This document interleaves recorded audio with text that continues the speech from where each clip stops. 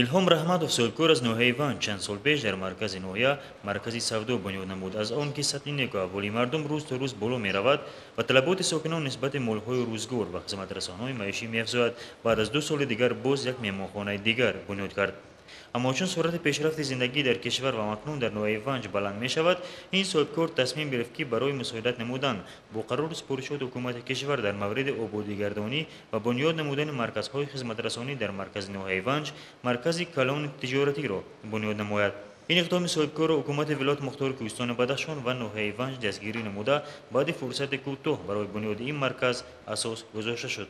ҳозир дар ин иншоот теъдоди 10 нафари сокинони маҳаллӣ ба кори сохтмонӣ банд буда, бинои маркази тиҷорати сохташаванда рӯз то рӯз қомат афрохта истодааст. илҳом раҳматов дар мавриди дастгирии ҳукумати кишвар ва вилоят барои пешбурди корҳои соҳибкорӣ изҳори қаноатмандӣ карда афзуд, ки бо бино ёфтани ин марказ на танҳо симои маркази ноҳия беҳтар мегардад, балки даҳҳо нафари сокинони маҳаллӣ боз соҳиби ҷойи кори доимӣ мегарданд. мо ин иншоотро ба мақсади сеошона сохтанем ва дар якум ошонаш маркази тиҷоратӣ, дуюмаш меҳмонхона, сеюмаш моҳҳои рӯзгор ният дорем ки обод кунем.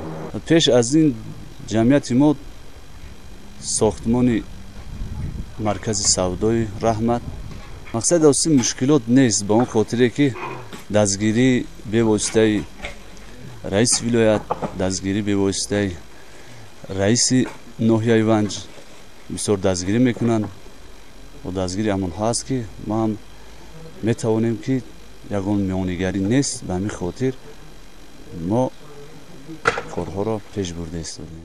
дар ин марказ бино ба гуфтаи соҳибкор мағозаҳо, корхонаҳои хурд, марказҳои хизматрасонии маишӣ ва дигар коргоҳҳо фаъолият намуда, сокинони ноҳияи Ванҷ ва ҳамакнун меҳмонони ноҳия барои дастрас намудани молҳои ниёзи аввала аз намуди ғизо ва либос аз ин маркази тиҷоратӣ баҳраманд хоҳанд шуд.